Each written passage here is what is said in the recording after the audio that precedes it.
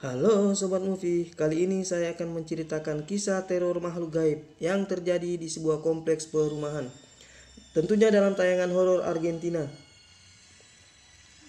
Sebuah teror diawali dari Clara yang merupakan seorang ibu rumah tangga. Dirinya tinggal di sebuah perumahan bersama suaminya. Di suatu pagi pada saat ingin memasak, tanpa sengaja dia mendengar suara-suara aneh dari keran air pembuangan. Yang tentunya perihal tersebut membuatnya ketakutan. Karena suara itu mengancam ingin membunuhnya. Pada malam hari suaminya pulang. Dia pun menceritakan perihal itu kepada suaminya. Sang suami pun mengecek keran air, akan tetapi dia tidak mendengar adanya suara yang aneh. Suaminya yaitu Juan beranggapan bahwa suara tersebut berasal dari tetangganya yang sedang merenovasi rumah. Keesokan harinya, Clara yang baru terbangun dari tidurnya bergegas ke kamar mandi. Tidak berselang lama terdengar suara ketukan dari dinding sebelah. Karena merasa terganggu, Juan pergi mendatangi tetangganya itu, guna memberitahu kepada tetangganya agar tidak merenovasi rumah di waktu pagi.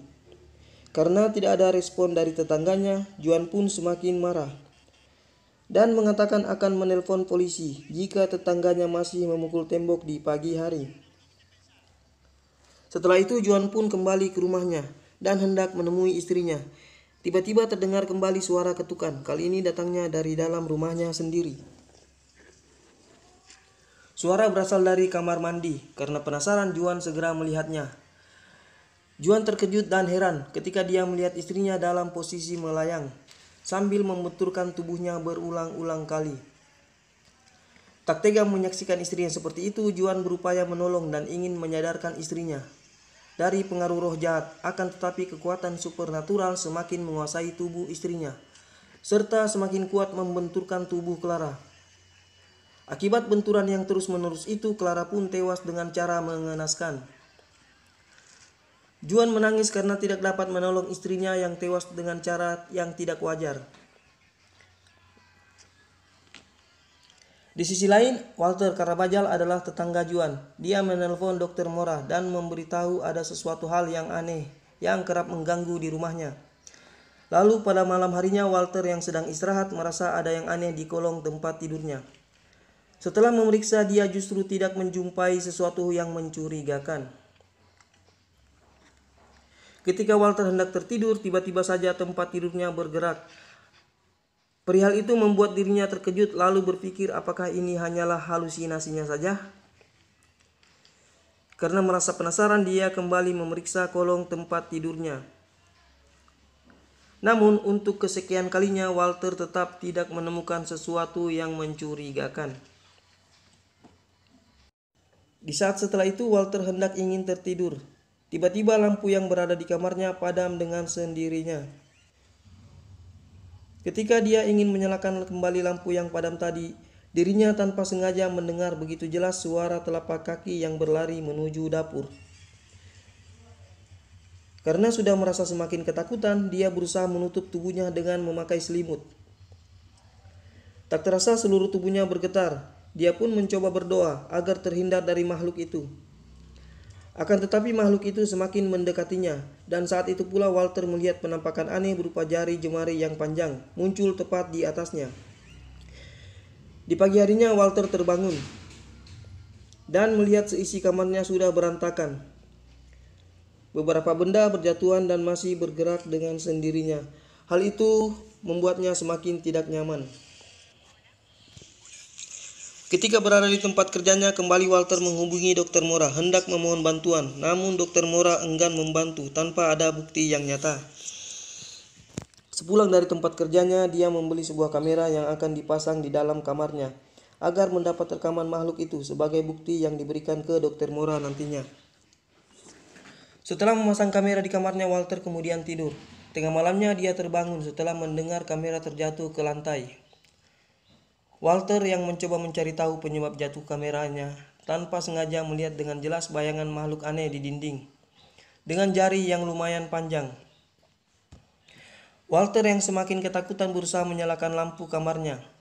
Rasa takut serta kebingungan menghantui pikirannya.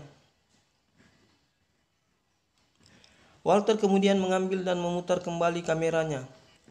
Nampak jelas terlihat makhluk aneh yang kerap mengganggunya itu. Makhluk tersebut sedang memandanginya sewaktu dia tertidur. Lalu makhluk aneh dan mengerikan itu secara perlahan berjalan masuk ke dalam lemari pakaiannya. Walter yang tak ingin terus-menerus mengalami teror berniat segera menyelesaikan makhluk itu.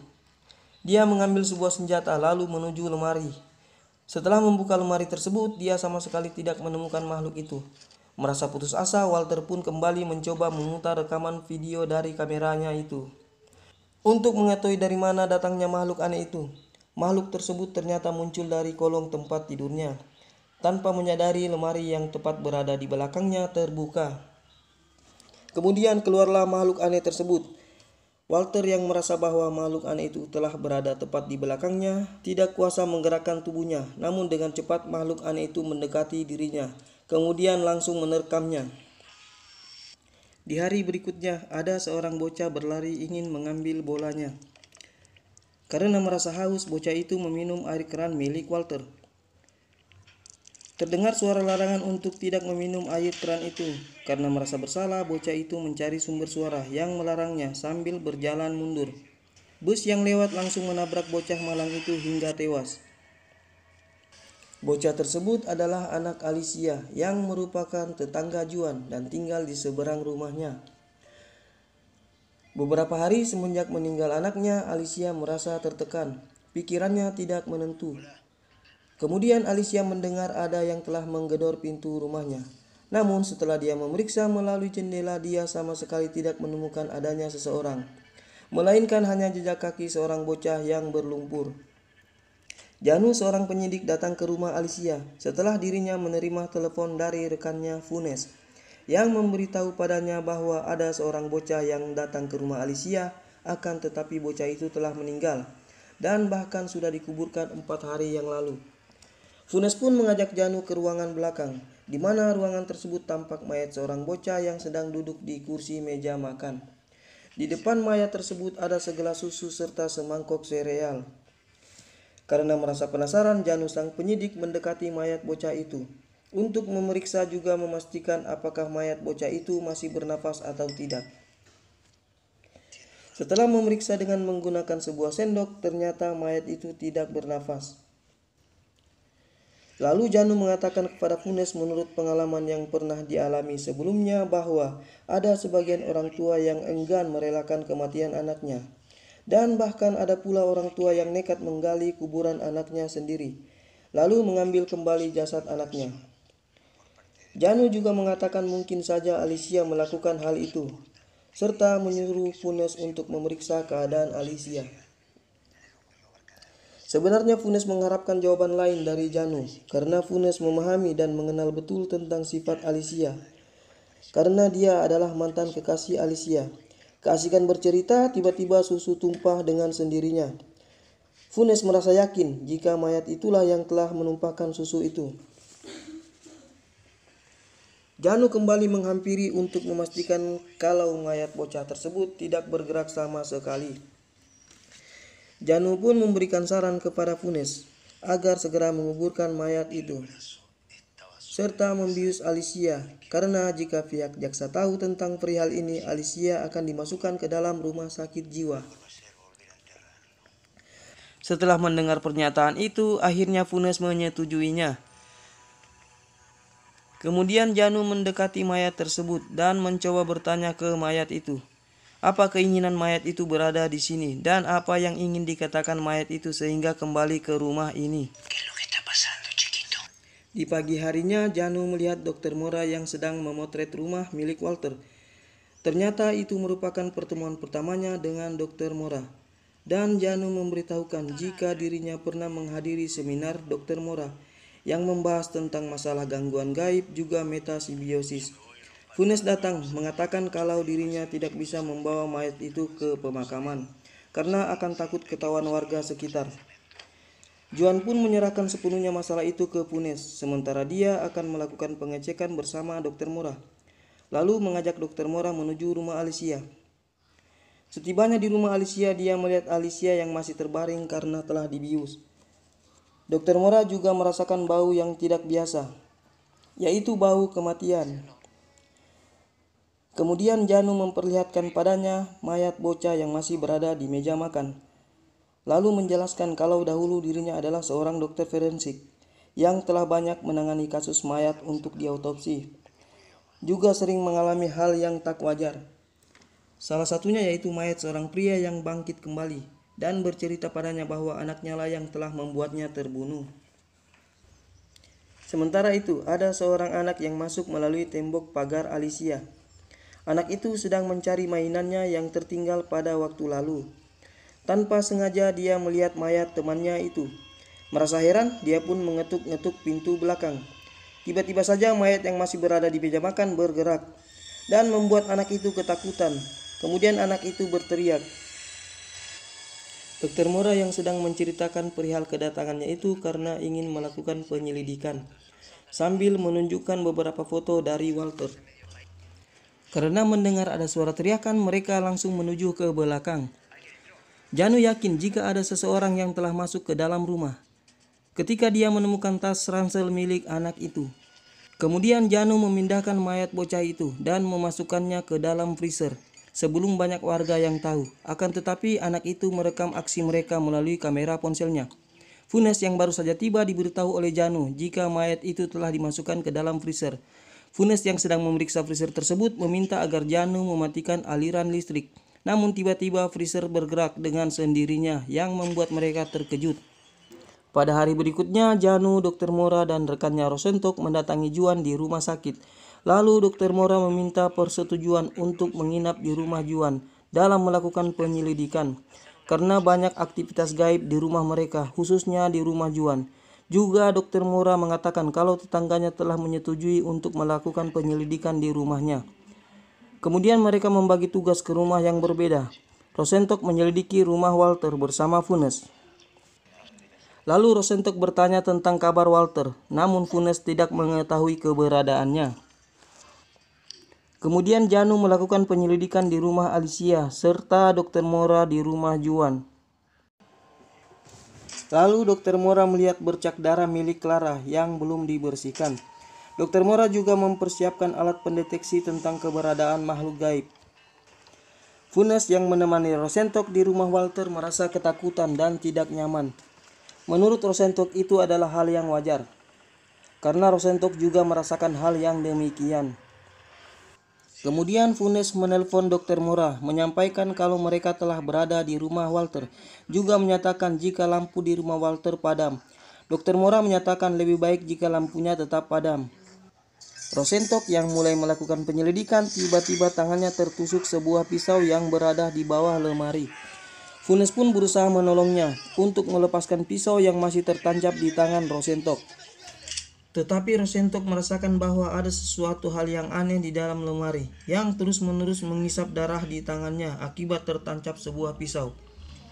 Ketika Rosentok mencoba membuka pintu lemari, tiba-tiba sendok yang berada di lemari itu pun terlihat bergerak dengan sendirinya. Funes yang berusaha ingin menembak dicegat oleh Rosentok karena takut akan membahayakan dirinya. Lalu Rosentok meminta pertolongan ke Funes. Funes kemudian menelepon Janu dan meminta maaf karena dirinya tidak bisa membantu dalam penyelidikan itu.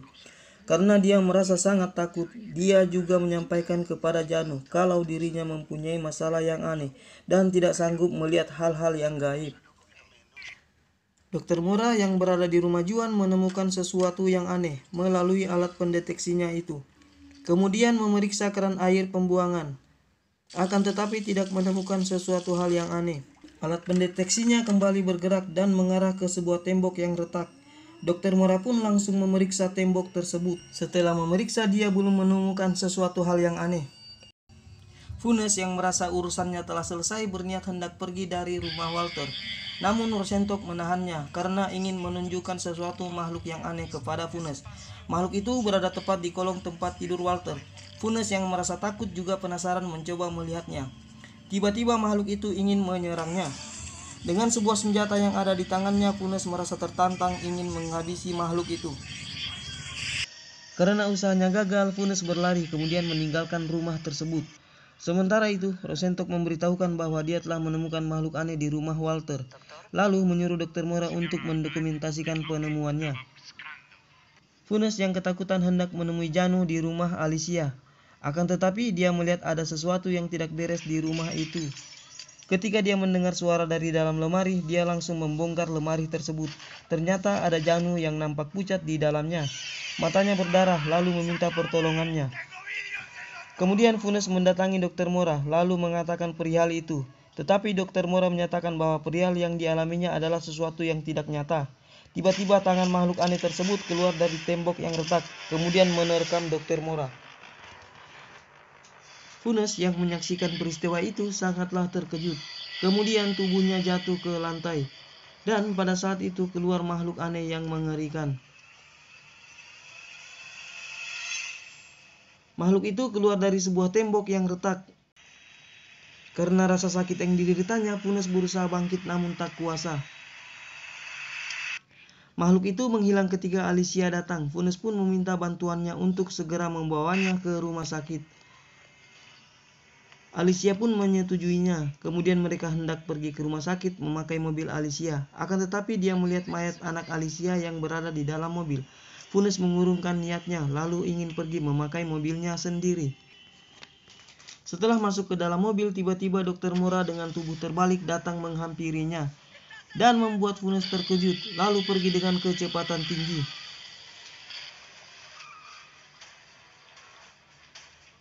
Setelah kejadian itu, Funes menemukan ide dan hendak membakar rumah Alicia. Ketika masuk ke dalam rumah, Funes terkejut karena mayat bocah itu berada di dalam kamarnya. Lalu Funes menuju ruangan berbeda, di mana ruangan tersebut terlihat mayat Alicia yang telah tewas gantung diri.